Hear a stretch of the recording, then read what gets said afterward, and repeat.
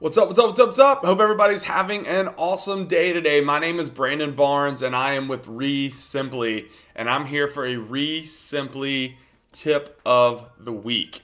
So a lot of times when people are getting into real estate investing, they are like me, they don't have MLS access to anything. They don't know how to run comps, and they don't know where to get started with making their first offer. So obviously the ideal scenario is you have MLS access to your city or county or state or whatever it is that you have. But if you don't, there are some ideal ways to running comps and making offers on your house. So how I got started very beginning of this business is I would use Zylo. And I know people give Zylo a really hard time about Zestimates and information and things like that. And definitely check it in your market. But Zylo for me was super simple to get started in making offers. Now I don't mean look up 123 Main Street, look at the Zestimate, call the seller and make an offer. Spend 5, 10, 15 minutes actually looking at the map. And so what I would do is I would type in the address on Zylo, 123 Main Street. It would pull up the main page for that property. And then there's a little square underneath it that kind of looks like a map. I would click on that, and then it gives you three options. It gives you map view, lot lines, and aerial view, or whatever it is. There's three options, and I would click on lot lines. And what that does is it actually gives you a layout of the neighborhood or wherever you're at by parcels. And then from there, you can filter the top of your Zylo screen for sale, rented, sold, and things like that. So then what I'll do is I'll click on the sold, and then I'll do my beds, baths, whatever kind of comps I'm looking for across the top. And then I start with 90 days. And then I'll look, hey, what has sold in the last 90 days?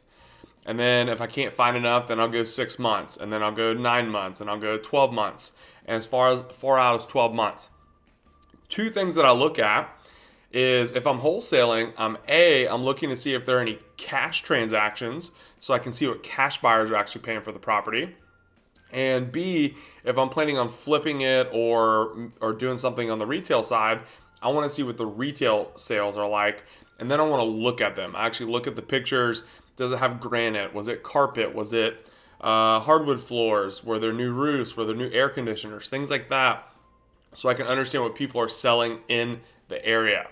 And so then the third step that I did, because this was the part that caught me a couple times, was actually verifying the data. And so Zylo, for some reason, I guess when you do like maybe some owner finance or some other stuff, some of the data can be like, oh, this house sold for $100,000.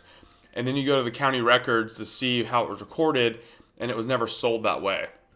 And so I think it has to do with owner finance or refinancing or something else.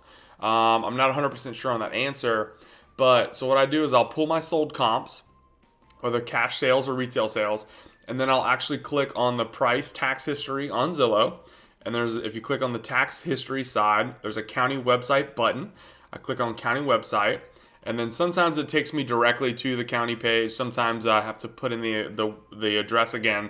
But then I want to verify that what Zylo says it sold for, the county says it sold for. I've seen discrepancies. I've seen it not being there, things like that. And so that's my 3-step process to comping a property without MLS access. Obviously, MLS is the most ideal. That's what I would shoot for if you can build a relationship with a realtor and you have the ability to log in.